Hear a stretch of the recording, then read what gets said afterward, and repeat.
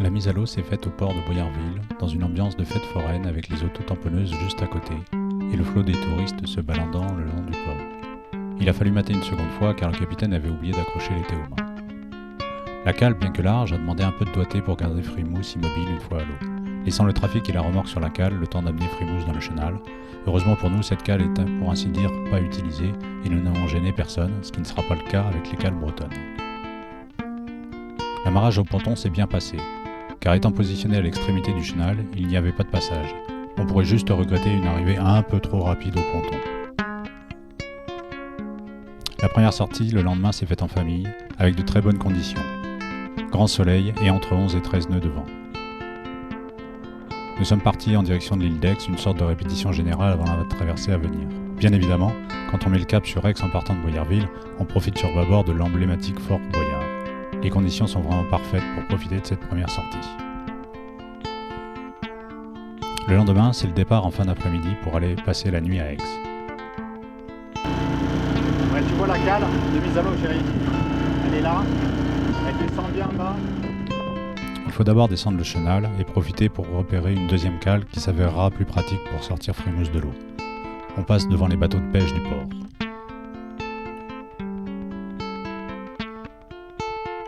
Il faut ensuite longer la digue et croiser les voiliers qui reviennent de leur journée en mer. Quel plaisir de quitter la terre lorsque les autres rentrent au port avec la promesse d'avoir le plan d'eau presque juste pour nous.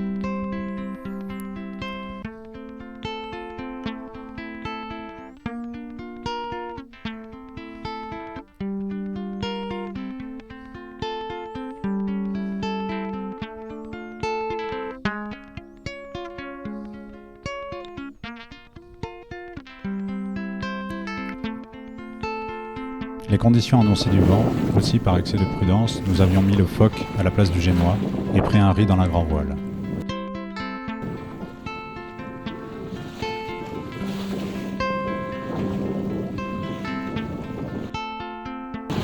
Finalement, le vent aurait justifié de mettre plus de toile, mais un grain menaçant au-dessus d'Oléron me préoccupait et j'étais bien content d'être sous-toilé au cas où.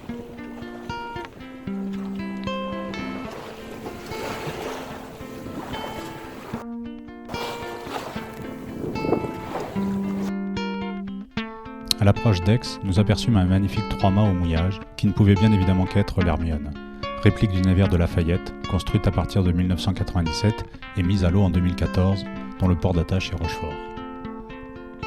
Une fois passé la pointe Sainte-Catherine au sud d'Aix, nous nous sommes faufilés entre les voiliers au mouillage pour aller en direction de l'anse du Saillant. Les précieuses informations du site Naviguer autrement, dont l'association est basée à La Rochelle, nous avaient permis de préparer au mieux notre nuit à l'échouage dans cette anse. Le vent étant bien orienté, nous pouvons nous passer du moteur pour échouer et juste glisser au près sur le vent faiblissant en approchant de la côte.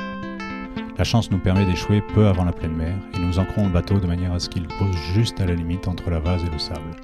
La vase étant horizontale, Frimousse ne penchera pas vers l'avant, le sable nous permettant de descendre du bateau par l'arrière sans avoir à s'enfoncer dans la vase. En supplément, de l'ancre à l'avant, j'amène une ancre grappin sur la plage pour garder Frimousse bien perpendiculaire à la côte. Malheureusement, l'ancre grappin est trop légère pour retenir correctement le bateau. Une grosse pierre trouvée non loin de là permettra d'ajouter le poids nécessaire. La vase étant parsemée de quelques cailloux, j'ai sondé et déplacé au pied ce qui était sous la coque encore flottante pour éviter de l'abîmer une fois posée. Il ne reste plus qu'à effectuer un peu de rangement dans le bateau, le sac de voile n'ayant plus sa place dans la cabine passera la nuit au fond du cockpit.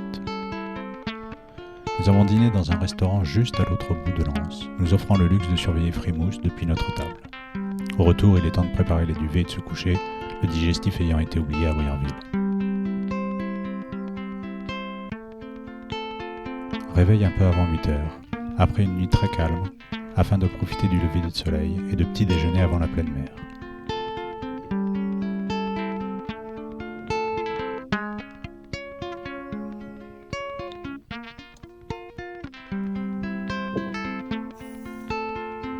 Après un rangement succinct du couchage, il est temps de se préparer à appareiller.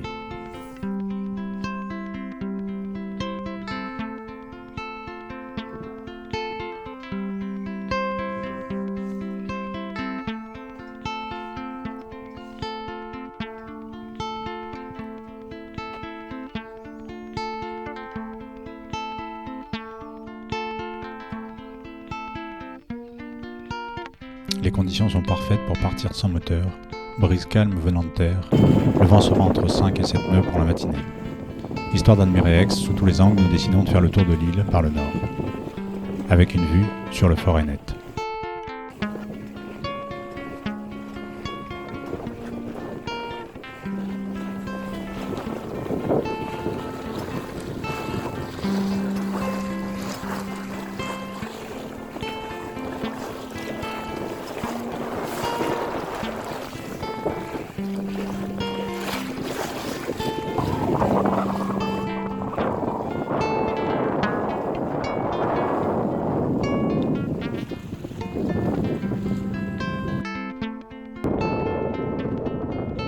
Le vent du nord nous oblige à louvoyer pour réussir à déborder l'île. Une fois la pointe du parc passée, nous pouvons empanner et finir la traversée au portant.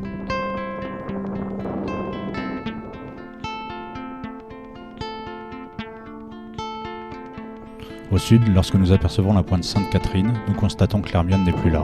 Elle aussi a dû profiter de la pleine mer pour appareiller. Nous mettons le cap sur le Fort Boyard, entouré par les bateaux de tourisme. Les nuages étaient bien présents et nous ont offert quelques gouttes de pluie pendant la traversée et surtout une belle averse au moment d'affaler les voiles à l'entrée du chenal de Boyardville. Voici le trajet que nous avons réalisé sur les 2 demi-journées.